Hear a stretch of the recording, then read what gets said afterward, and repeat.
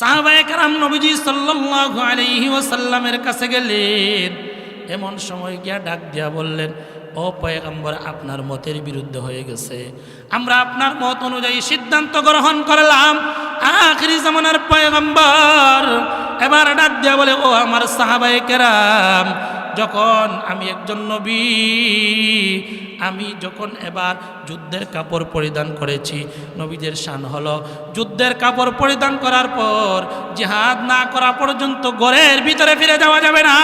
ও দুনিয়ার মুসলমান ভাইরা, এমন সময় নবীজি সাল্লাল্লাহু আলাইহি ওয়াসাল্লাম সাহাবায়ে কেরামকে ডাক দিয়া বললেন, ও আমার সাহাবায়ে কেরামরা, চলো যুদ্ধের ময়দানে চলে যাই।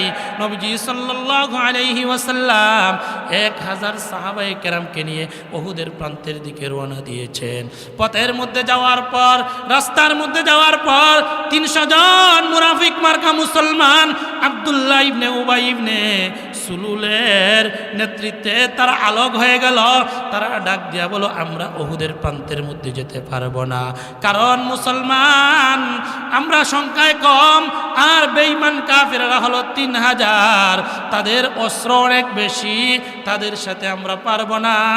এই বলে এবার 300 জন মুনাফিক মার্কা মুসলমান পৃথক হয়ে গেলেন নবীজি সাল্লাল্লাহু আলাইহি ওয়াসাল্লাম।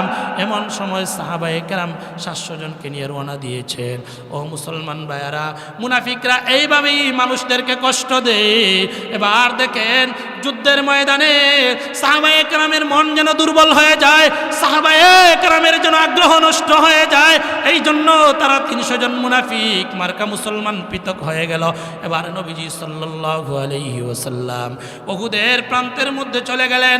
সেই জায়গার মধ্যে যাওয়ার পর আখিরি জামানার পয়গম্বর বিশ্ব নবীজি সাল্লাল্লাহু আলাইহি সাল্লাম 700 জন সাহাবীর মধ্য থেকে 50 জন সাহাবী যারা সবচাইতে বেশি তীরান্দাজ, যারা তীর আর বল্লমের আঘাত বেশি করতে পারে, এদের মধ্যে বাছাই করে করে সবচাইতে বেশি তীরান্দাজ 50 জন সাহাবীকে বাছাই করলেন।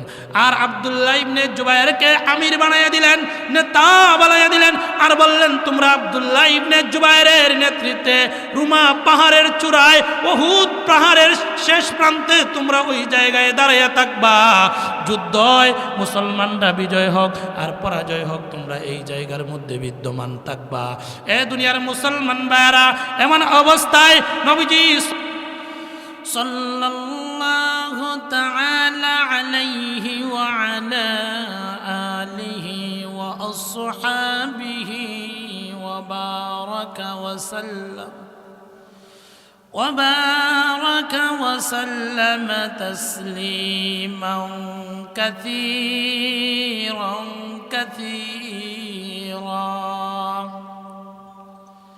أما بعد فأعوذ بالله من الشيطان الرجيم. بسم الله الرحمن الرحيم. إن الله اشترى من المؤمنين أنفسهم وأموالهم بأن لهم الجنة يقاتلون في سبيل الله فيقتلون ويقتلون.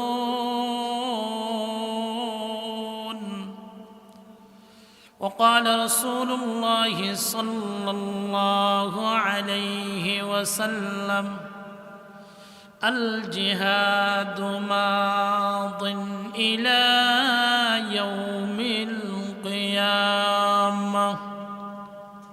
আমরা সকলে মোহাব্বতের সাথে দুরূদ শরীফ পাঠ করি।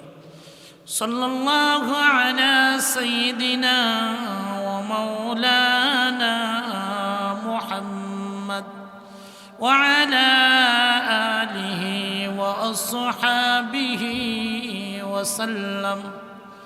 সাল্লাল্লাহু আলা সাইয়্যিদিনা ومولانا محمد وعلى آله وأصحابه وسلم لا إله إلا الله لا إله جر لا إله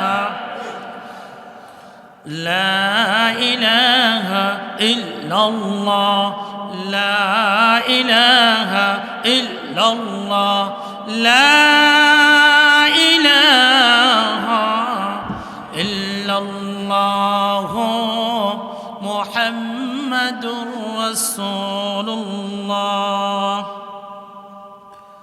অধ্যকার আজকের এই জামিউল উলুম বীরমঙ্গল হাওর মাটিকাপা মাদ্রাসার উদ্যোগে আজকের এই মহাসম্মেলনের অত্যন্ত শ্রদ্ধাভাজন সভাপতি সাহেব, উপস্থিত উলামায়ে কেরাম, মুরব্বিয়ানে আযম, সর্বস্তরের যুবক ভাইরা এবং পর্দার আড়ালে অবস্থানগত আমার শ্রদ্ধের মা ও বোনেরা, আমরা মহান রব্বুল আলামিনের অসংখ্য গণিত নিয়ামতের শুকর আদায় করছি যে মহান রব্বুল আলামিন আমাদেরকে সুস্থ রেখে দুনিয়ার শত শত ব্যস্ততা থেকে বাছাই করে নির্বাচন করে দ্বীনি মাহফিল অর্থাৎ জান্নাতের বাগানের মধ্যে এসে বসে কোরআনের আলোচনা করার এবং শোনার যে মহান রব্বুল আলামিন আমাদেরকে তৌফিক দান করেছেন।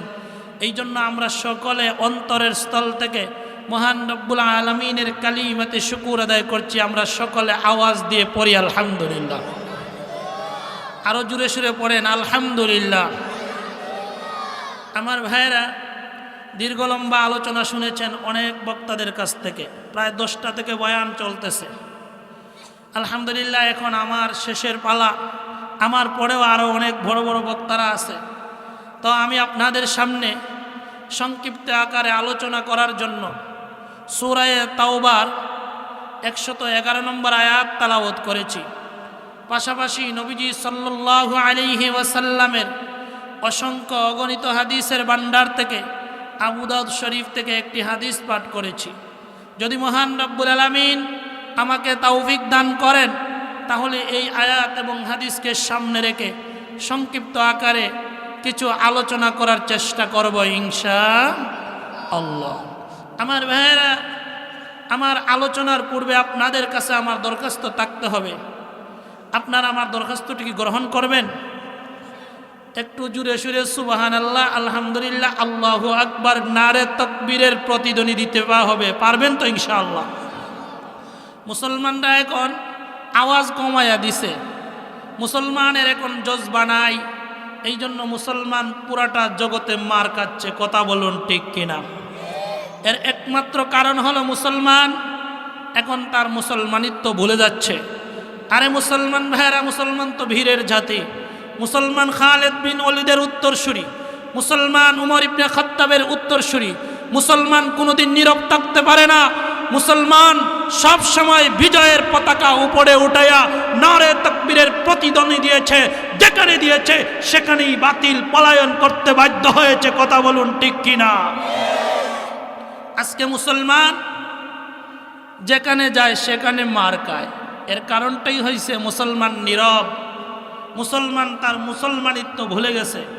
মুসলমান যেন তার পূর্বের ইতিহাস স্মরণ করে। এই জন্য আপনাদের সামনে প্রকৃত মুমিন কারা তার পরিচয় তোলার জন্য, তার পরিচয়টা দেওয়ার জন্য আপনাদের সামনে সূরা তাওবার 111 নম্বর আয়াতের প্রথম অংশ তেলাওয়াত করেছি। এই আয়াতের মাধ্যমে আমরা পরিচয় পাব আমরা কেমন মুসলমান। পূর্ববর্তী যুগে নবীর যুগের সাহাবায়ে কেরাম কেমন ছিলেন, তাবিঈন কেমন ছিলেন, তবে তাবিঈন কেমন ছিলেন, আইম্মায়ে মুজতাহিদিন কেমন ছিলেন, যুগশ্রেষ্ঠ মুজাহিদরা কেমন ছিলেন, ইসলামের দাওয়াত কিভাবে দিয়েছিলেন, কিভাবে যুদ্ধ করে ইসলাম আমাদের কাছে পৌঁছায়া দিয়েছে। অথচ এখন আমরা মুসলমানরা নীরব। মুসলমানদের এখন আওয়াজ নাই, মুসলমানদের এখন জজবা নাই, মুসলমানদের ইমানি স্পিড নাই। মুসলমানরা ঘুমিয়ে পড়ে, বাতিল শক্তিগুলা মুসলমানদের উপর এখন ঝাঁপিয়ে পড়তেছে। কথা বলুন ঠিক কিনা? এখন মুসলমানরা নীরব। এই যে আজকের এই মাহফিলের আয়োজন হয়েছে, আমি আশ্চর্য হয়েছি এই এলাকায় আসার পর। এটা হচ্ছে শাহজালালের পূর্ণভূমি, শাহপরান, শাহজালাল, এই জায়গায় অসংখ্য উলামায়ে কেরাম, গৌস কুতুব এই সিলেটের জমিনে বসবাস করেছেন। কথা বলুন ঠিক কিনা? আজকে রাত্রে যদি 2টা হইতো, 3টা হইতো, ফজরের সময় হওয়া পর্যন্ত আমার মনে হয় এই মাটি খাবার জমিন পুরাটা ভরপুর হইয়া সবাই বয়ান শুনতে বাধ্য হতো। কথা বলুন ঠিক কিনা? কারণ এখন ওই শায়েখে বায়ুমপুরি, শেখ আব্দুল্লাহ হরিপুরি, এক কথায় পূর্বের আমাদের অতীতের বুজুর্গানে দিনকে আমরা ভুলে গেছি। তাদের পরিপূর্ণ উত্তরসূরি আমরা নয় হইলে আমরা এই জায়গায় বসে আজকে এই জায়গায় বসে ওয়াজ শোনাও একটা জিহাদের সমতুল্য সওয়াবের পাবেন ইনশাআল্লাহ। এই যুগে একটা ওয়াজ মাহফিল করা মানে একটা জিহাদ করা। এই যুগে একটা ওয়াজ মাহফিলে বসা নিজের নফসের সাথে জিহাদ করার সমতুল্য সওয়াব পাবেন ইনশাআল্লাহ। আমার ভাইয়েরা, আমি যে আয়াতটি আপনাদের সামনে তেলাওয়াত করেছি, আল্লাহ রাব্বুল আলামিন এই আয়াতে পরিপূর্ণ মুমিনের পরিচয় তুলে ধরেছেন। একবার জুড়ে সুরে বলেন সুবহানাল্লাহ, আরো চিৎকার দিয়ে বলেন সুবহানাল্লাহ। আমার ভাইয়েরা, আল্লাহ রাব্বুল আলামিন সূরা তাওবার 111 নম্বর আয়াতে বলেন, ইন্নাল্লাহা আশতারা, নিশ্চয় আমি আল্লাহ ক্রয় করে নিয়েছি, মিনাল মুমিনিনা, মুমিনদের কাছ থেকে। প্রশ্ন জাগে, মুমিনদের কাছ থেকে আল্লাহ কি ক্রয় করে নিয়েছেন? প্রশ্ন জাগে কি জাগে না? আল্লাহ বলেন ইন্নাল্লাহা আশতারা, নিশ্চয় আমি আল্লাহ ক্রয় করে নিয়েছি, মিনাল মুমিনিনা, মুমিনদের কাছ থেকে, আনফুসাহুম ওয়া আমওয়ালাহুম, আল্লাহ বলেন আমি মুমিনদের কাছ থেকে তাদের জান এবং মাল ক্রয় করে নিয়েছি। একবার জুড়ে সুরে বর পড়েন সুবহানাল্লাহ। আমি আপনাদেরকে জিজ্ঞাসা করতে চাই, আমাদের জান দিয়েছেন কে? আমাদের মাল দিয়েছেন কে? আপনাদের এই মাটি খাওয়া এলাকায় অথবা পুরাটা পৃথিবী যদি গবেষণা করেন, এমন কোনো মানুষ খুঁজে পাওয়া যাবেনি যেই মানুষটা আপনাকে বড় অঙ্কে কিছু দান করেছেন আবার ওইগুলা ক্রয় করে নিয়েছে, এমন দৃষ্টান্ত স্বরূপ কোনো ব্যক্তি পাওয়া যাবে? কখনো পাওয়া যাবে না। আল্লাহ তাআলা মায়া কইরা জান দিছেন, আল্লাহ তাআলা মায়া কইরা মাল দিছেন, আর দেওয়ার পরে বলেন ইন্নাল্লাহা আশতারা, নিশ্চয় আমি আল্লাহ ক্রয় করে নিয়েছি, মিনাল মুমিনিনা, মুমিনদের কাছ থেকে, আনফুসাহুম ওয়া আমওয়ালাহুম, তাদের জান এবং মাল। একবার জুড়ে সুরে পড়েন সুবহানাল্লাহ।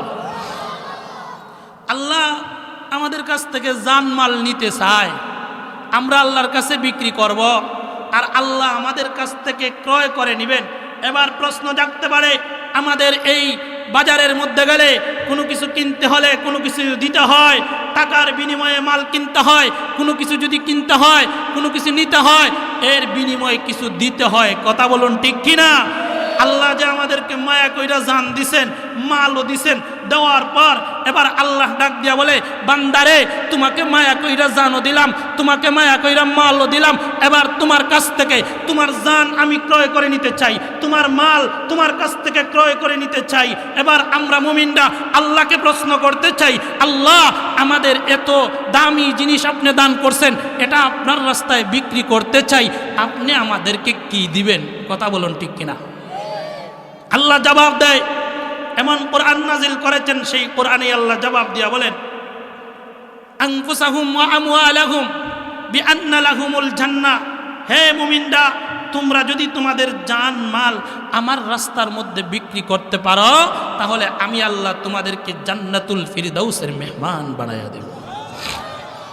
আরো চিৎকার দিয়া বলেন সুবহানাল্লাহ। আমার ভাইরা, এবার আমরা মুসলমানরা জান মাল বিক্রি করতে চাই।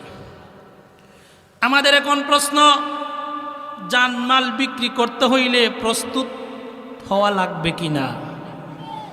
আরে আপনাদের এই জায়গায় যদি জায়গা বিক্রি করতে চান, অথবা একটা বিল্ডিং বিক্রি করতে চান, অথবা আপনার কোনো সম্পত্তি যদি বিক্রি করতে চান, তখন আপনার প্রস্তুতি গ্রহণ করা লাগবে কিনা?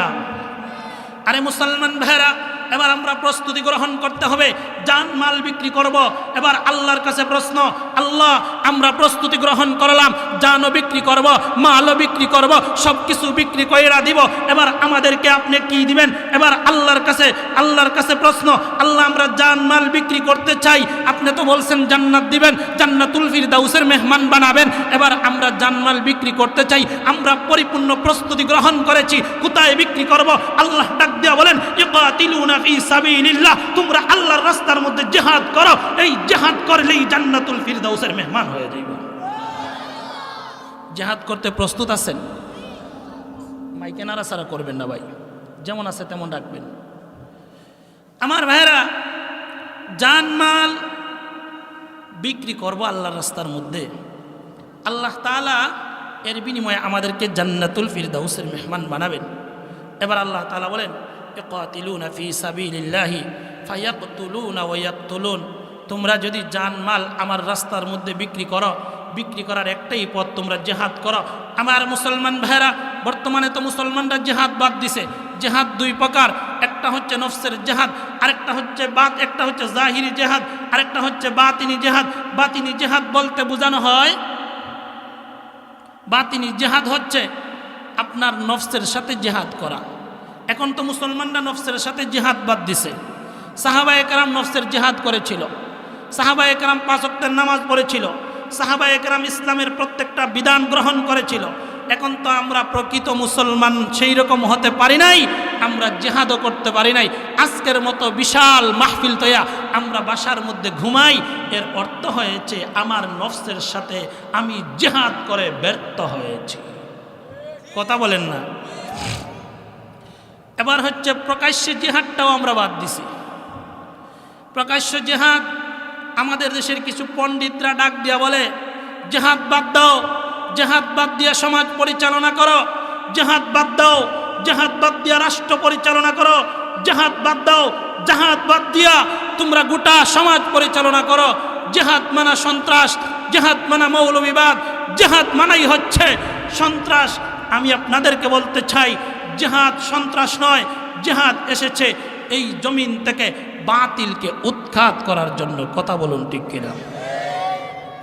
এ দুনিয়ার মুসলমান ভাইরা ভালো করে স্মরণ রাখবেন, আপনার আমার পয়গম্বর বিশ্বনবীজি সাল্লাল্লাহু আলাইহি ওয়াসাল্লাম ওনার জীবন যদি 3 ভাগে বিভক্ত করেন, দেখবেন প্রথম ভাগে নবীজি সাল্লাল্লাহু আলাইহি ওয়াসাল্লাম দিনের কোনো দাওয়াত দেয় নাই।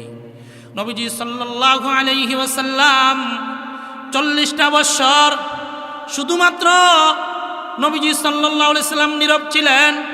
সবাই নবীজিকে ভালোবাসতো, যার কারণে নবীজি সাল্লাল্লাহু আলাইহি ওয়াসাল্লাম নীরব ছিলেন। এই 40 বছর দিনের কোনো দাওয়াত দেয় নাই। ও মুসলমান ভাই গো, এবার ভালো করে স্মরণ রাখেন, বাকি মধ্যপন্থার 13টি বছর নবীজি সাল্লাল্লাহু আলাইহি ওয়াসাল্লাম শুধু মার খেয়েছেন। নবীজি সাল্লাল্লাহু আলাইহি ওয়াসাল্লামের উপর জুলুম চলেছে, সাহাবায়ে কেরামের উপর নির্যাতন চলেছে। নবীজি সাল্লাল্লাহু আলাইহি ওয়াসাল্লাম শুধু মার খেয়েছেন, নীরব ছিলেন। নবীজি সাল্লাল্লাহু আলাইহি ওয়াসাল্লাম শুধু মার খাইলেন, নবীর সাহাবীরাও মার খেয়েছে। কথা বলুন ঠিক কিনা? এরপরে নবীজি সাল্লাল্লাহু আলাইহি ওয়াসাল্লাম মক্কি জীবনে 13 বছর নবীজি সাল্লাল্লাহু আলাইহি ওয়াসাল্লাম মার খাইলেন, কিন্তু নীরবে সবগুলা ধৈর্য ধারণ করে নিলেন। এরপরে নবীজি সাল্লাল্লাহু আলাইহি ওয়াসাল্লাম যখন মাদানীর মদিনাত হিজরত করে চলে গেলেন, মদিনার মধ্যে যাওয়ার পর আখিরি জামানার পয়গম্বর বিশ্বনবীজি সাল্লাল্লাহু আলাইহি ওয়াসাল্লাম সেই জায়গায় হিজরত করে যাওয়ার পরও নিশ্চুপ থাকতে পারে নাই, সেই জায়গায় যাওয়ার পরও আরামে থাকতে পারে নাই। বেঈমান কাফেররা বিভিন্নভাবে নবীজির উপর আক্রমণ করা শুরু করলো, একটার পর একটা নির্যাতন করা শুরু করলো। শেষ পর্যন্ত আল্লাহ রাব্বুল আলামিন কোরআনের আয়াত নাজিল করে নবীজি সাল্লাল্লাহু আলাইহি ওয়াসাল্লামকে জানাইয়া দিলেন, ও পয়গম্বর, জিহাদ করেন নবীজি সাল্লাল্লাহু আলাইহি ওয়াসাল্লামের উপর কোরআনের আয়াত নাজিল হয়ে গেল। এবার জিহাদের ঘোষণা চলে আসলো। মুসলমান ভাইয়েরা, আল্লাহ রাব্বুল আলামিন জিহাদ এবং কিতাল সম্পর্কে কুরআন শরীফে প্রায় 500টি আয়াত নাজিল করেছেন। নামাজ সম্পর্কে এত বেশি আয়াত নাজিল করে নাই, হজ সম্পর্কে এত বেশি আয়াত নাজিল করে নাই, যাকাত সম্পর্কে এত বেশি আয়াত নাজিল করে নাই, রোজা সম্পর্কে এত বেশি আয়াত নাজিল করে নাই। আল্লাহ রাব্বুল আলামিন জিহাদ সম্পর্কে 500টি আয়াত নাজিল করেছেন। বলেন সুবহানাল্লাহ।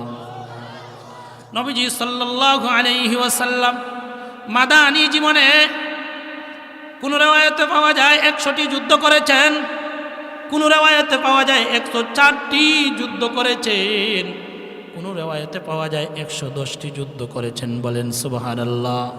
নবীজি সাল্লাল্লাহু আলাইহি ওয়াসাল্লাম 27টি যুদ্ধে নিজে অংশগ্রহণ করেছেন। নবীজি সাল্লাল্লাহু আলাইহি ওয়াসাল্লাম এই যে 100টা যুদ্ধ করলেন, অথবা 104টা যুদ্ধ করলেন, অথবা 110টা যুদ্ধ করলেন, আমি আপনাদেরকে বলতে চাই, কোরআনের আয়াত যে আল্লাহ রাব্বুল আলামিন 500 আয়াত নাজিল করলেন, যারা এখন জিহাদ করতে চায় না, এরা কি নবীজির বিরোধিতা করছে না? নবীজির বিরোধিতা করছে। নবীজি সাল্লাল্লাহু আলাইহি সাল্লাম যুদ্ধ করেছেন। আমার ভাইয়েরা, ইসলাম তো এমনি আসে নাই, ইসলাম এমনি আসে নাই। আজকে ঘরে বসে বসে মুসলমানিত্ব দাবি করতেছেন, অথচ আজকে মুসলমানরা বিভিন্ন জায়গায় মার খায়। ফিলিস্তিনের মুসলমানরা ঠিকমতো ঘরে বসতে পারে না, ঠিকমতো নামাজ পড়তে পারে না, খাবার খেতে পারে না। মার সামনে শিশুকে হত্যা করে দেওয়া হয়েছে, মার সামনে তার সন্তানকে হত্যা করে দেওয়া হয়, বাবার সামনে তার সন্তানকে হত্যা করে দেওয়া হচ্ছে, এবার সন্তানের সামনে মাকে দর্শন কইরা হত্যা করে দেওয়া হচ্ছে। মুসলমান আজকে নীরব বসে আছেন, অথচ সাহাবায়ে কেরামও সেই যুগে নির্যাতনের সম্মুখীন হয়েছে। একের পর এক সাহাবায়ে কেরাম নির্যাতনের সম্মুখীন হয়ে ইসলাম এই পর্যন্ত এসে পৌঁছে গেছে। কথা বলুন ঠিক কিনা? এ দুনিয়ার মুসলমান ভাই, এবার বলতে পারেন, হুজুর নবীজির যুগে তো যুদ্ধ জিহাদ ফরজ ছিল, এখন কি জিহাদ ফরজ? আমার ভাইয়েরা, এই কথাটা ভালো করে জানার দরকার। আল্লাহ রাব্বুল আলামিন এমন একটা কোরআন নাজিল করেছেন, সেই কোরআনের জবাব দিয়া বলে জিহাদ ফরজ না ওয়াজিব না সুন্নত, মাসআলাটা জানার দরকার। আমার ভাইয়েরা, আল্লাহ রাব্বুল আলামিন ডাক দিয়া বলেন, কুতিবা আলাইকুমুল কিতাল ওয়া হুয়া কুরহুল লাকুম ওয়া আসা আন তাকরাহু শাইআন ওয়া হুয়া খায়রুল লাকুম ওয়া আসা আন তুহিব্বু শাইআন ওয়া হুয়া শাররুল লাকুম। হে দুনিয়ার মুসলমান ভাইরা, ভালো করে স্মরণ রাখেন, আল্লাহ রাব্বুল আলামিন বলেন, আমি আল্লাহ কুতিবা আলাইকুমুল কিতাল আই ফুরিদা আলাইকুমুল কিতাল, আমি আল্লাহ তোমাদের উপর জিহাদকে ফরজ করে দিয়েছি। বলেন সুবহানাল্লাহ। এ দুনিয়ার মুসলমান ভাইরা, জিহাদকে আল্লাহ রাব্বুল আলামিন ফরজ করে দিয়েছেন। এবার বুঝতে হবে, আল্লাহ রাব্বুল আলামিন এই আয়াতের অংশের মধ্যে বলেন, কুতিবা আলাইকুমুল কিতাল ওয়া হুয়া কুরহুল লাকুম ওয়া আসা আন তাকরাহু শাইআন ওয়া হুয়া খায়রুল লাকুম। তোমরা অনেক জিনিসকে অপছন্দ করো, অথচ এই জিনিসের মধ্যে আল্লাহ রাব্বুল আলামিন কল্যাণ রেখে দিয়েছেন। তোমরা জিহাদকে অপছন্দ করো, আল্লাহ রাব্বুল আলামিন এই জিহাদের মধ্যে কল্যাণ রেখে দিয়েছেন। কুতিবা আলাইকুমুল কিতাল, কুতিবা আলাইকুমুল কিতাল ওয়া হুয়া কুরহুল লাকুম ওয়া আসা আন তাকরাহু শাইআন ওয়া হুয়া খায়রুল লাকুম ওয়া আসা আন তুহিব্বু শাইআন ওয়া হুয়া শাররুল লাকুম। আল্লাহ রাব্বুল আলামিন বলেন, তোমরা অনেক জিনিসকে পছন্দ করো, তোমরা যে জিনিসটাকে পছন্দ করো আমি আল্লাহ এটার মধ্যে অকল্যাণ রেখে দিয়েছি। সুতরাং তোমরা জিহাদের মধ্যে আমি আল্লাহ কল্যাণ রেখে দিয়েছি। আল্লাহ রাব্বুল আলামিন বলেন জিহাদ ফরজ। এবার মুসলমান ভাইরা, আপনার আমার প্রশ্ন থাকতে পারে, ডাক দিয়া বলবেন, হুজুর নবীর যুগে জিহাদ ফরজ ছিল, নবীজি সাল্লাল্লাহু আলাইহি ওয়াসাল্লামের যুগে সাহাবায়ে কেরাম জিহাদ করেছিল, নবীর যুগে জিহাদ ফরজ ছিল, এখন তো জিহাদ ফরজ নেই। এবার প্রশ্ন জাগতে পারে কি পারে না? নবীর যুগে জিহাদ ফরজ ছিল, এখনো কি জিহাদ ফরজ? আল্লাহ রাব্বুল আলামিন কোরআনের এক আয়াতের মধ্যে জবাব দেন, ওয়াকাতিলুহুম হাত্তা লা তাকুনা ফিতনাতুন ওয়া ইয়াকুনাদ দীনু কুল্লুহু লিল্লাহ। আল্লাহ রাব্বুল আলামিন ডাক দিয়া বলেন, এ দুনিয়ার মানুষ, এই জমিনের মধ্যে যতদিন ফিতনা থাকবে ততক্ষণ পর্যন্ত জিহাদ অব্যাহত থাকবে। বলেন সুবহানাল্লাহ। এ দুনিয়ার মুসলমান ভাইরা, শুধুমাত্র তাই শেষ নয়, নবীজি সাল্লাল্লাহু আলাইহি ওয়াসাল্লামের হাদিস, আখিরি জামানার পয়গম্বর বিশ্ব নবীজি সাল্লাল্লাহু আলাইহি ওয়াসাল্লাম বলেন, আল জিহাদু মাদিন ইলা ইয়াউমিল কিয়ামাহ, জিহাদ কিয়ামত পর্যন্ত অব্যাহত থাকবে। ও দুনিয়ার মুসলমান ভাইরা, এবার বলতে পারেন জিহাদ করে কি লাভ? আল্লাহ রাব্বুল আলামিন বলেন, ইন্নাল্লাহা ইউহিব্বুল্লাযীনা ইউকাতিলুনা ফী সাবিলিল্লাহ সাফফান কাআন্নাহুম বুনিয়ানুম মারসুখ। আল্লাহ রাব্বুল আলামিন বলেন, জিহাদ যারা করবে আল্লাহ তাআলা তাদেরকে ভালোবাসেন। যারা সীসা ডালা প্রাচীর নিয়ে জিহাদ করবে, আল্লাহ রাব্বুল আলামিন তাদেরকে ভালোবাসেন। বলেন সুবহানাল্লাহ। যারা জিহাদ করবে তাদেরকে আল্লাহ ভালোবাসেন। আমি আপনাদেরকে বলতে চাই, দুনিয়ার কেউ যদি আমাকে ভালো না বাসে, আল্লাহ যদি আমাকে ভালোবাসে, আর কিছুর প্রয়োজন আছে? আর কোনো প্রয়োজন নাই। এ দুনিয়ার মুসলমান ভাইরা, নবীজি সাল্লাল্লাহু আলাইহি ওয়াসাল্লাম নির্যাতনের সম্মুখে হয়েছেন, সাহাবায়ে কেরাম নির্যাতনের সম্মুখে হয়েছেন। মক্কি জীবনে নবীজি সাল্লাল্লাহু আলাইহি ওয়াসাল্লাম অনেক কষ্ট পেয়েছেন, সাহাবায়ে কেরাম অনেক কষ্ট পেয়েছেন, একের পর এক জুলুমে শিকার হয়েছেন। আল্লাহ রাব্বুল আলামিন আপনার আমার পয়গম্বরের কাছে কোরআন নাজিল করে জানায়া দেয়, ওমা লাকুম লা তুকাতিলুনা ফী সাবিলিল্লাহ। হে দুনিয়ার মুসলমানেরা, তোমাদের কি হলো? তোমরা যে জিহাদ করো না, তোমরা কেন নিশ্চুপ হয়ে গেলা? তোমরা যে জিহাদ করো না, وما لكم لا تقاتلون في سبيل الله والمستضعفين من الرجال والنساء والولدان। আল্লাহ রাব্বুল আলামিন বলেন, ও মুসলমানরা তাকায়া দেখো, অনেক পুরুষ, অনেক মহিলারা, অনেক শিশুরা নির্যাতনের সম্মুখে হয়ে গেছে, তোমরা তারপরেও জিহাদ করো না কেন? তারা আল্লাহর কাছে ডাক দেয়া বলে, রব্বানা আখরিজনা মিন হাযিহিল ক্বরিয়াতিয যালিমি আহলুহা ওয়াজআল লানা মিন লাদুনকা ওয়ালিয়া ওয়াজআল লানা মিন লাদুনকা নাসীরা।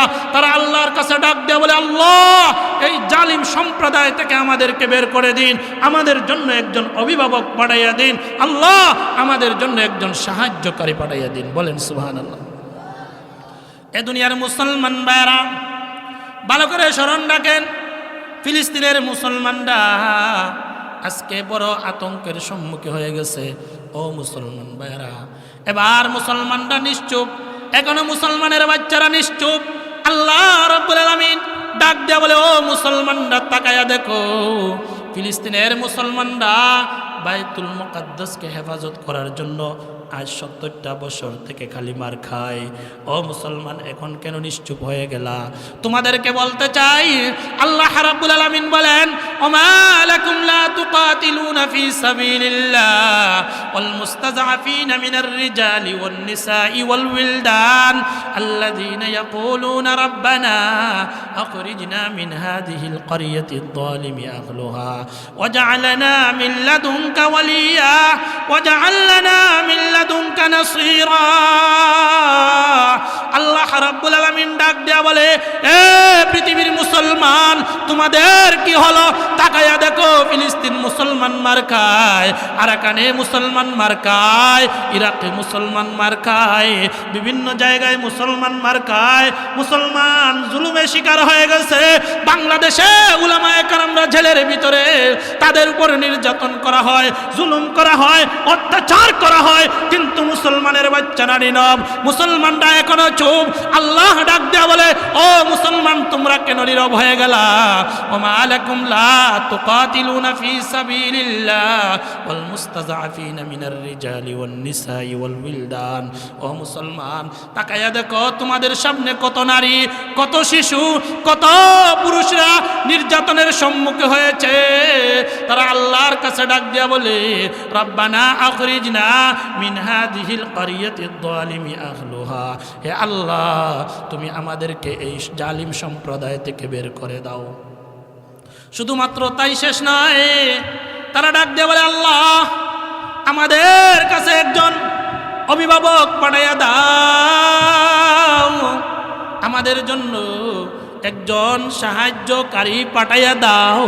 অথচ আমরা নীরব। আল্লামা তকি উসমানী রহমত দামাত বারকাতুহুম লেখেন, তকি উসমানী সাহেব বলেন, বর্তমান বিশ্বের মধ্যে মুসলমানদের উপর জিহাদ করা হচ্ছে ফরজ। এই বিষয়টা বিস্তারিত পরে বলতেছি। ও মুসলমান ভাইরা, সাহাবায়ে কেরাম তো এমনিতে ইসলাম পায় নাই। সাহাবায়ে কেরাম ইসলামের জন্য জান দিয়েছেন, জীবনটা কুরবান দিয়েছেন।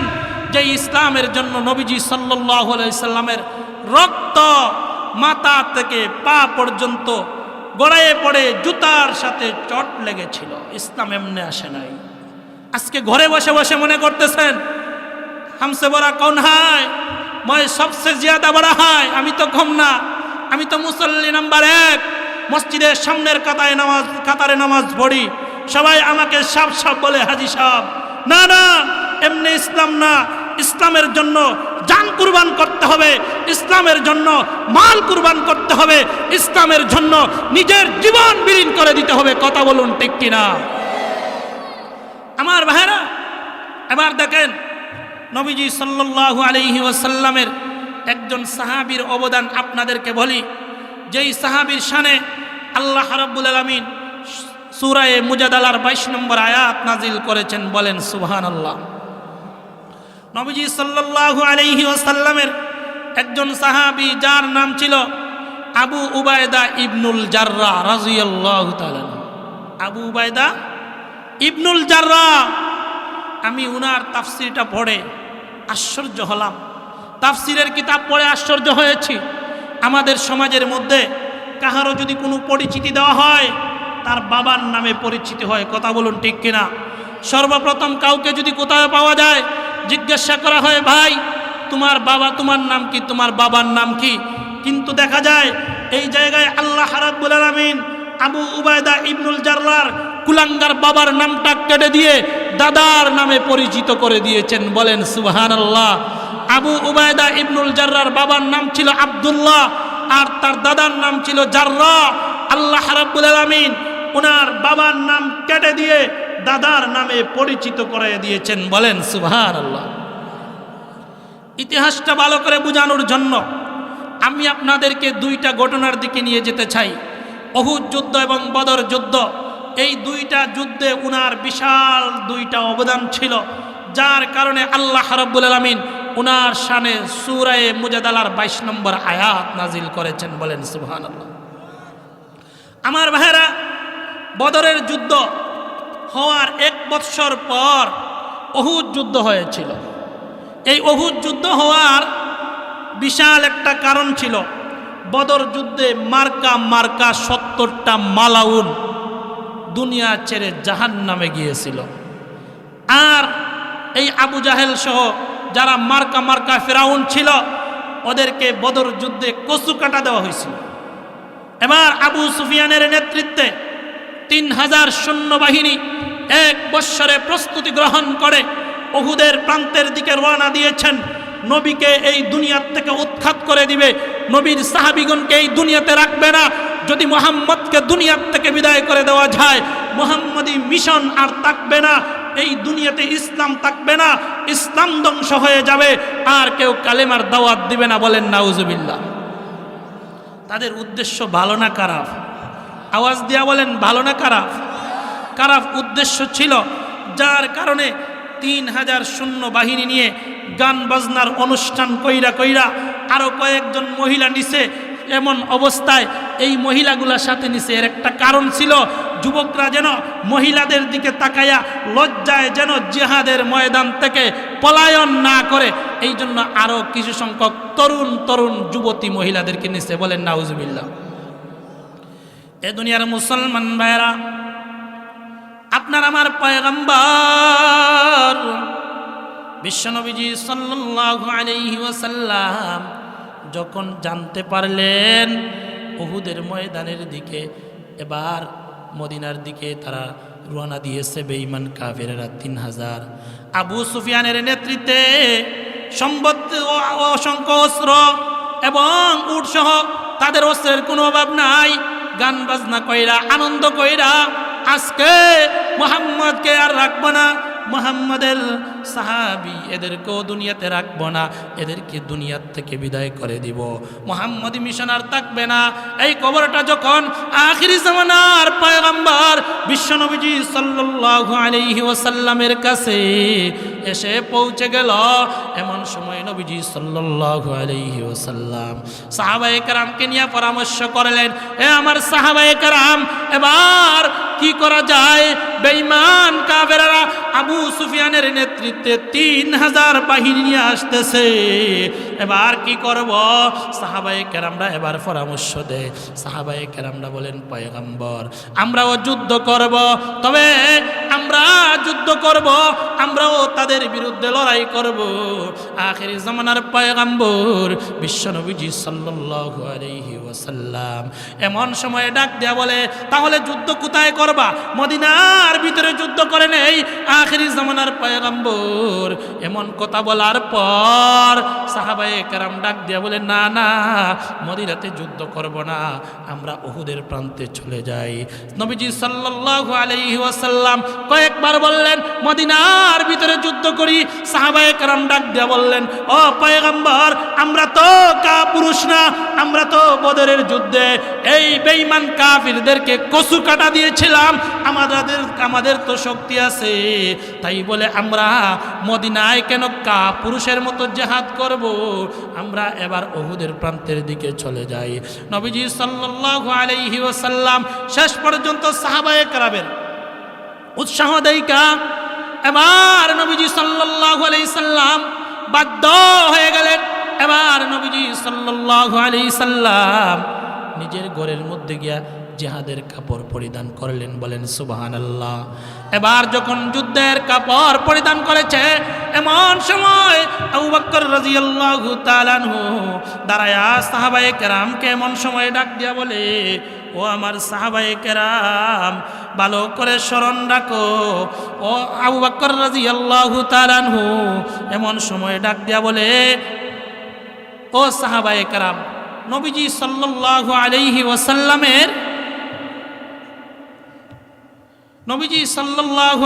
ওয়াসাল্লামের কথাটা অনুযায়ী যদি আমরা যুদ্ধটা মদিনার ভিতরে করতাম, তাহলে নবীজি সাল্লাল্লাহু আলাইহি ওয়াসাল্লাম হয়তো খুশি হয়ে যেতেন। নবীজি সাল্লাল্লাহু আলাইহি ওয়াসাল্লামকে আমরা খুশি না করে আমরা যদি ওখানে চলে যাই, আমাদের মত অনুযায়ী নবীজি সাল্লাল্লাহু আলাইহি ওয়াসাল্লাম সিদ্ধান্ত নিয়েছেন, এবার চলো নবীজির কাছে আমরা সকল চলে যাই। সাহাবায়ে কেরাম নবীজি সাল্লাল্লাহু আলাইহি ওয়াসাল্লামের কাছে গেলেন। এমন সময় গিয়া ডাক দিয়া বললেন, ও পয়গম্বর, আপনার মতের বিরুদ্ধে হয়ে গেছে, আমরা আপনার মত অনুযায়ী সিদ্ধান্ত গ্রহণ করলাম। আখিরি জামানার পয়গম্বর এবার ডাক দিয়া বলে, ও আমার সাহাবায়ে কেরাম, যখন আমি একজন নবী, আমি যখন এবার যুদ্ধের কাপড় পরিধান করেছি, নবীদের শান হলো যুদ্ধের কাপড় পরিধান করার পর জিহাদ না করা পর্যন্ত ঘরের ভিতরে ফিরে যাওয়া যাবে না। ও দুনিয়ার মুসলমান ভাইরা, এমন সময় নবীজি সাল্লাল্লাহু আলাইহি ওয়াসাল্লাম সাহাবায়ে কেরামকে ডাক দিয়া বললেন, ও আমার সাহাবায়ে কেরামরা, চলো যুদ্ধের ময়দানে চলে যাই। নবীজি সাল্লাল্লাহু আলাইহি ওয়াসাল্লাম 1000 সাহাবায়ে কেরামকে নিয়ে উহুদের প্রান্তের দিকে রওনা দিয়েছেন। পথের মধ্যে যাওয়ার পর, রাস্তার মধ্যে যাওয়ার পর 300 জন মুনাফিক মার্কা মুসলমান আব্দুল্লাহ ইবনে উবাই ইবনে সুলুলের নেতৃত্বে তারা আলোক হয়ে গেল। তারা ডাক দিয়া বলো, আমরা উহুদের প্রান্তের মধ্যে যেতে পারবো না, কারণ মুসলমান আমরা সংখ্যায় কম, আর বেঈমান কাফেররা হলো 3000, তাদের অস্ত্র অনেক বেশি, তাদের সাথে আমরা পারবো না। এই বলে এবার 300 জন মুনাফিক মার্কা মুসলমান পৃথক হয়ে গেলেন।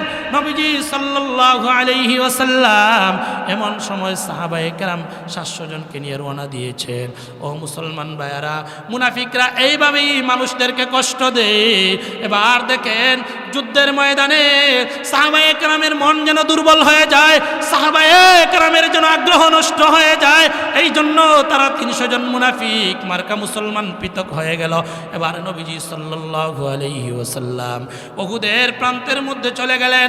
সেই জায়গার মধ্যে যাওয়ার পর আখিরি জামানার পয়গম্বর বিশ্ব নবীজি সাল্লাল্লাহু আলাইহি সাল্লাম 700 জন সাহাবীর মধ্য থেকে 50 জন সাহাবী যারা সবচাইতে বেশি তীরান্দাজ, যারা তীর আর বল্লমের আঘাত বেশি করতে পারে, এদের মধ্যে বাছাই করে করে সবচাইতে বেশি তীরান্দাজ 50 জন সাহাবীকে বাছাই করলেন। আর আব্দুল্লাহ ইবনে জুবায়েরকে আমির বানাইয়া দিলেন, নেতা বানাইয়া দিলেন, আর বললেন তোমরা আব্দুল্লাহ ইবনে জুবায়েরের নেতৃত্বে রুমা পাহাড়ের চূড়ায় উহুদ পাহাড়ের শেষ প্রান্তে তোমরা ওই জায়গায় দাঁড়াইয়া থাকবা। যুদ্ধ হয়, মুসলমানরা বিজয় হোক আর পরাজয় হোক, তোমরা এই জায়গার মধ্যে বিদ্যমান থাকবা। এ দুনিয়ার মুসলমান ভাইরা, এমন অবস্থায় নবীজি সাল্লাল্লাহু আলাইহি ওয়াসাল্লাম বাকি 650 সাহাবায়ে কেরামকে চতুর্দিকে বন্টন করে দিয়েছেন। এক পর্যায়ে যখন যুদ্ধ শুরু হয়ে গেল, প্রথম পর্যায়ে মুসলমানরা এবার যখন বেঈমান কাফেরদেরকে কচুকাটা দিলেন, এবার মুসলমানরা বিজয়ের পতাকা উড়িয়ে দিয়েছে। এমন একটি মুহূর্তে বেঈমান কাফের 3000 তারা পলায়ন করে মাঠ ছাড়িয়ে দেওয়া শুরু করলো। আখেরি জামানার পয়গম্বর এই যে 50 জন সাহাবী বলেছিলেন রুমা পাহাড়ের চূড়ায় দাঁড়ায় থাকবে, ওরা যখন দেখলেন যুদ্ধ শেষ হয়ে গেছে, মুসলমানরা বিজয়ের পতাকা উঠাইছে, ইমাম বুখারী রাহমাতুল্লাহি আলাইহি লেখেন এমন সময় এই 50 জনের মধ্যে কয়েকজন ডাক দিয়া বললে যুদ্ধ শেষ হয়ে গেছে, এখন আমরা ওই জায়গায় তাই কালাব নাই, চলো গনিমতের মাল অর্জন করি। এবার সাহাবায়ে কেরামরা গনিমতের মাল অর্জন করার জন্য মাঠের মধ্যে এবার গিয়া গনিমতের মাল অর্জন করা শুরু করলেন। ওইদিকে 5-7 জন সাহাবী আব্দুল্লাহ ইবনে জুবায়েরের নেতৃত্বে ওই জায়গায় আছেন।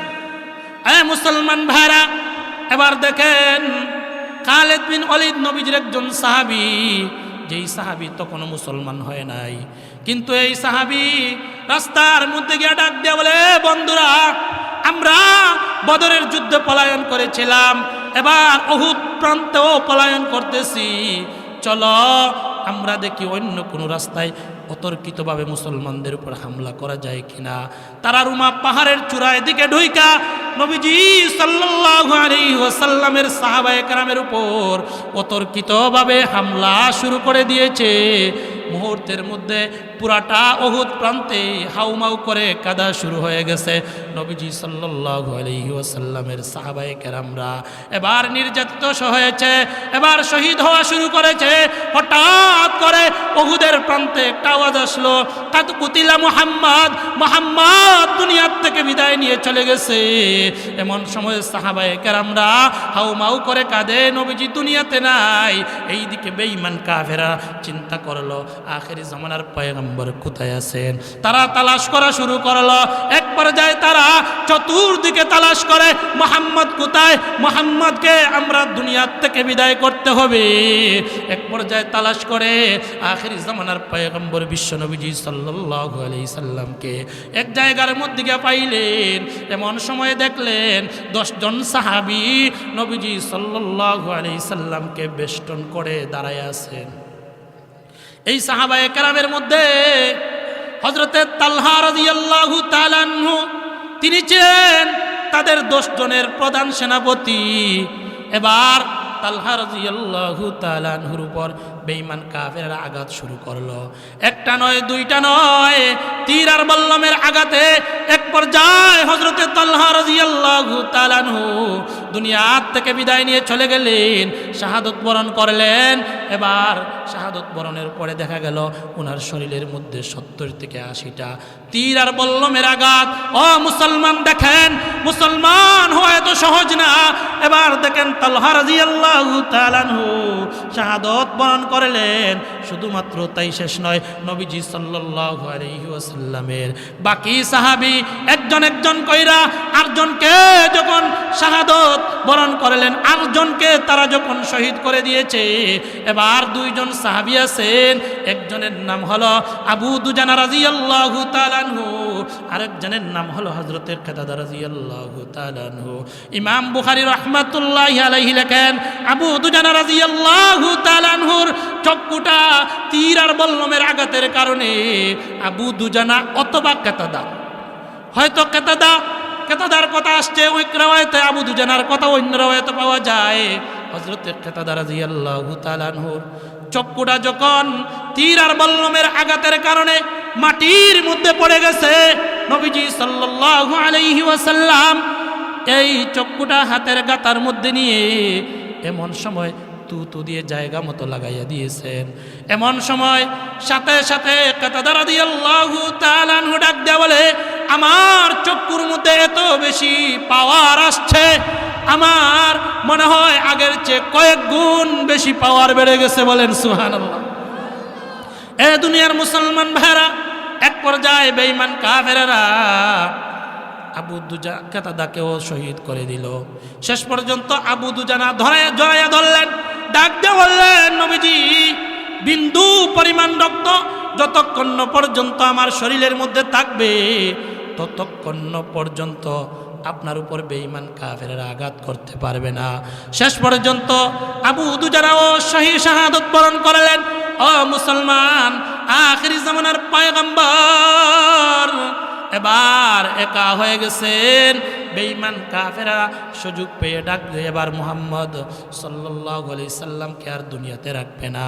এই জন্য একটা বেঈমান নবীজি সাল্লাল্লাহু আলাইহি ওয়াসাল্লামের উপর পাথর দিয়ে যখন আঘাত করলেন, মাথার হেলমেটটা ভাঙা দুই টুকরা হয়ে গেল। আবার আরেকটা বেঈমান পাথর নিয়ে নবীজির মাথার উপর যখন মারলো, এবার আরেকটা টুকরা হইয়া নবীজির কপালের দিকে ঢুইকা গেল।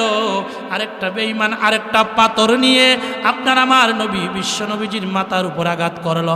আঘাত করার সঙ্গে সঙ্গে মাথা থেকে গোড়াই গোড়াই দাঁত পর্যন্ত এসে দুইটা দাঁত শহীদ করে দিয়েছে।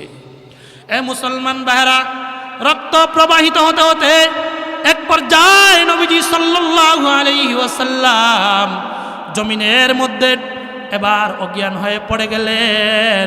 পুরাটা উহুদ প্রান্তে হাউমাউ শুরু হয়ে গেল। কে যেন একটা ঘোষণা দিছে, কাদ কুতিলা মুহাম্মদ, মুহাম্মদ দুনিয়ার জগতের মধ্যে নাই, মুহাম্মদ দুনিয়ার থেকে বিদায় নিয়ে চলে গেছে। এই জায়গায় দুইটা রাওয়ায়াত পাওয়া যায়। কেউ বলেন হয়তো মুনাফিক বলেছে, কেউ বলছেন হয়তো শয়তান এই সময় মানুষের রূপ ধারণ করে বলছে, কাদ কুতিলা মুহাম্মদ, মুহাম্মদ দুনিয়ার জগতের মধ্যে নাই। সুতরাং ও সাহাবায়ে কেরাম, যুদ্ধ কইরা কোনো লাভ নাই, যুদ্ধ বাদ দেন, আমরা সব এক হয়ে যাই। আর যুদ্ধ কইরা কোনো লাভ নাই, নবী তো দুনিয়ার জগতের মধ্যে নাই। সাহাবায়ে কেরাম চিৎকার দিয়া কাঁদে। এমন সময় একজন মহিলা দৌড়াইয়া আসে। সাহাবায়ে কেরামরা জিজ্ঞাসা করে, ও মহিলা তুমি কোথায় যাও? বলে উহুদের প্রান্তের মধ্যে যাই। বলে উহুদের প্রান্তে তোমার স্বামী দুনিয়ার থেকে বিদায় নিয়ে চলে গেছে। কোনো জবাব দেয় না। তোমার ছেলে শাহাদত বরণ করেছে, কোনো জবাব দেয় না। মতে উহুদের প্রান্তের কাছে আসার পর ডাক দিয়া বলে, নবীজি কি এখনো দুনিয়ার জগতের মধ্যে আছে? সাহাবায়ে কেরাম এবার খবর পাইলেন নবীজি সাল্লাল্লাহু আলাইহি ওয়াসাল্লামের সাহাবী হযরতে আলী রাদিয়াল্লাহু তাআলা আনহু একবার তাকায়া দেখে নবীজি সাল্লাল্লাহু আলাইহি সাল্লাম একটা গর্তের মধ্যে পড়ে আছেন। নবীজির কানের কাছে গিয়া, মুখের কাছে গিয়া কানটা লাগাইয়া এমন সময় শুনে নবীজি ডাক দেয়া বলে, আলী আমি এখনো জীবিত আছি, আমার রক্ত যেহেতু এই জমিনের মধ্যে পড়ছে, আল্লাহর কসম, আল্লাহ এই জমিনের মধ্যে দিন কায়েম করবে। এমন অবস্থায় নবীজি সাল্লাল্লাহু আলাইহি ওয়াসাল্লাম আলী রাদিয়াল্লাহু তাআলা আনহুর দুই ঘাড়ের উপর ভর দিয়া নবীজি সাল্লাল্লাহু আলাইহি ওয়াসাল্লাম যখন দাঁড়াইছেন, এমন সময় পুরাটা উহুদ প্রান্তে খবর আসলো।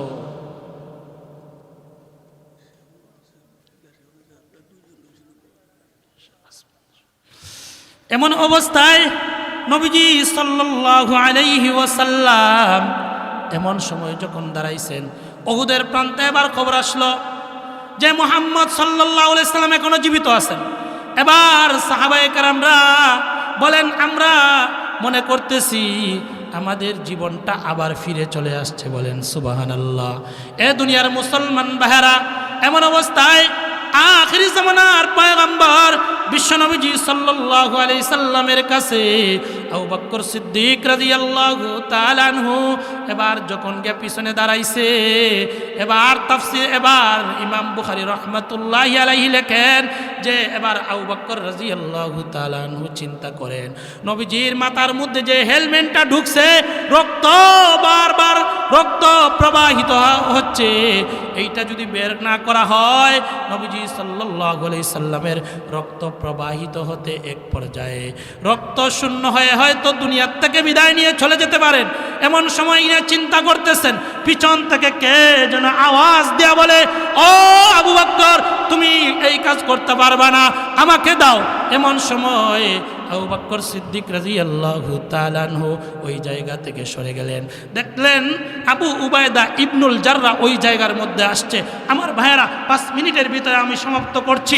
দেখেন আবু উবায়দা ইবনুল জাররা এই জায়গার মধ্যে কি অবদানটা রাখছে আমি বলতে চাই এই কথাটা।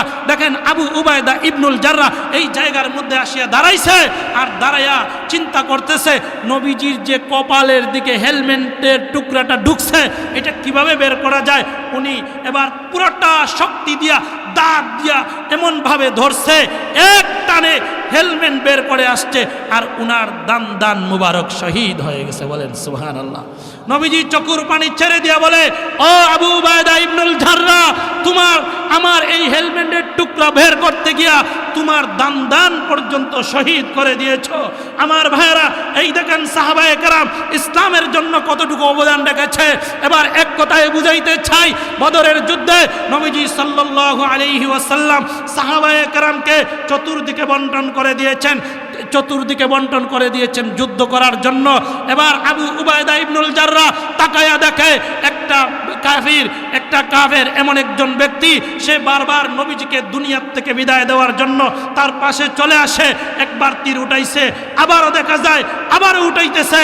এবার আবু উবায়দা ইবনুল জাররা বলে, আমি একবার গেলাম নবীজির সামনে, ওই ব্যক্তিটা আমার একদম পরিচিত মানুষ, আমার কাছের মানুষ। যখন আমি দেখলাম যে উনি তীর উঠাইতেছে, নবীজিকে হত্যা করবে, আমি যখন উঠাইছি সে পলায়ন করে চলে গেল। আবারও যখন আসতেছে তখন আমি আবার গিয়া তাকে বারণ করলাম, কিন্তু তৃতীয়বারে এমনভাবে আসতেছে হয়তো সে দুনিয়ার থেকে বিদায় নেবে, আর না হয় নবীকে দুনিয়ার থেকে বিদায় করে দিবে।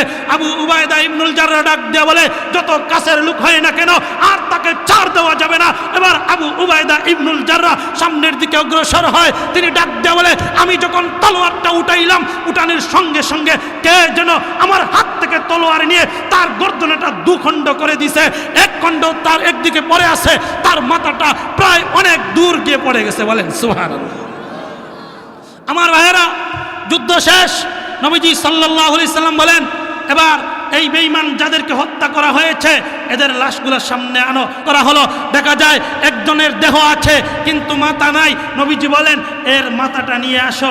এবার ওই মাথাটা নেওয়া হলো, আনিয়া যখন সংযোগ দেওয়া হয়েছে, এবার সংযোগ দেওয়ার পর দেখা যায় উনি আর কেউ না, উনি আবু উবায়দা ইবনুল জাররার বাবা। বলেন সুবহানাল্লাহ। এবার বেঈমান কাফেররা ডাক দেয়া বলে, কে উনাকে হত্যা করলো? নবীজি ডাক দেয়া বলে, এই মানুষটাকে কে হত্যা করেছে? এবার আবু উবায়দা ইবনুল জাররা ডাক দেয়া বলে, আমি হত্যা করেছি। বলে, তোমার বাবাকে কেন হত্যা করলা? বেঈমান কাফিররা ডাক দেয়া বলে, মুহাম্মাদের এমন একটা ধর্ম যেই ধর্মের কারণে সন্তান তার বাবাকে হত্যা করে ফেলল। এমন কথা যখন বলেছেন তখন আল্লাহ তাআলা এমন সময় নবীজি জিজ্ঞাসা করলেন, ও আবু উবায়দা ইবনুল জাররাহ, তুমি কেন তোমার বাবাকে হত্যা করলা? আবু উবায়দা ইবনুল জাররাহ ডাক দিয়া বলে, ওগো বিশ্ব নবীজি, যেই কুলাঙ্গার বাবা আমার নবীকে দুনিয়ার জগতে রাখতে চায় না, আমি বলতে চাই এমন কুলাঙ্গার বাবা এই দুনিয়াতে বাসার কোনো অধিকার রাখে না। আমার ভাইয়েরা, আল্লাহ তাআলা আবু উবায়দা ইবনুল জাররাহর নামে কোরআনের আয়াত তার শানের মধ্যে নাজিল করে বলেন, লা তাজিদু কওমান ইউমিনুনা বিল্লাহ ওয়াল ইয়াউমিল আখির। এমন সময় আল্লাহ তাআলা ডাক দিয়ে বলে, ও দুনিয়ার মানুষেরা, যে ইমানদার, আল্লাহকে ভালোবাসে, আল্লাহর উপর বিশ্বাস স্থাপন করে, রাসূলকে ভালোবাসে, এরা নবীর দুশমন, আল্লাহর রাসূলের দুশমন। এতে যদি তার বাবা হয়, তার ভাই হয়, তার আত্মীয় স্বজন হয়, কাউকে ছাড় দিবে না। মুসলমান সবসময় আল্লাহ এবং আল্লাহর রাসূলকে ভালোবাসে। কথা বলো ঠিক কিনা? এই জন্য আমার ভাইয়েরা, শাইখুল হাদিস সাহেব আসছেন, বয়ান করবেন, আরও কয়েকজন আসছেন। আমার বয়ান এখানেই সমাপ্ত। শেষ পর্যন্ত আপনাদের কাছে অনুরোধ, এই মাদ্রাসার মুহতামিম সাহেব আলহামদুলিল্লাহ বড় জবানের পাবন্দি, আমলেরও পাবন্দি, বুজুর্গ মানুষ, উনি আমাকে আদেশ করেছিলেন, এই জন্য আমি এখানে আসছি। না হয় আসতে পারতাম না। আমি আপনাদের সামনে একটা কথা বলি, একটা কথা স্পষ্ট করে দিতে চাই। আমার ভাইয়েরা, আপনারা জানেন আমার বাড়ি হইল বেশি দূরে না, যদিও ঢাকা এখানে লেখা। আমার বাড়ি হচ্ছে তুয়াকুল্লাকি গ্রাম, গোয়েনঘাট থানা, সিলেট গোয়েনঘাট থানা, তুয়াকুল্লাকি গ্রাম। কিন্তু আমার মাদ্রাসা হচ্ছে ঢাকা তালিমুল হিকমা ইসলামী রিসার্চ সেন্টার, মুফতি আব্দুল কুদ্দুস শাহ হুজুরের মাদ্রাসায়। এখানে আমি ইফতা বিভাগে পড়াই। আর আরেকটা মাদ্রাসা রাজীবপুরি সাহেব এবং আমি মিলে এখানে করেছি। আমার ভাইয়েরা, সিলেট মেজর টিলা ডি ব্লক মসজিদে জুমা পড়াই। আমি একটা কথা আজকে এই মিডিয়ার মাধ্যমে আপনাদের কাছে প্রকাশ করে দিতে চাই। অনেক জায়গায় দেখা যায় পোস্টারে আমার নাম আসে, অথচ আমি দাওয়াত পাই না। এমন কিছু অভিযোগ আসতেছে যে হুজুর প্রোগ্রাম রাখে, আপনি আসতেছেন না কেন? আমি আপনাদের কাছে অনুরোধ করতে চাই, এটা হচ্ছে মিটা হিংসা।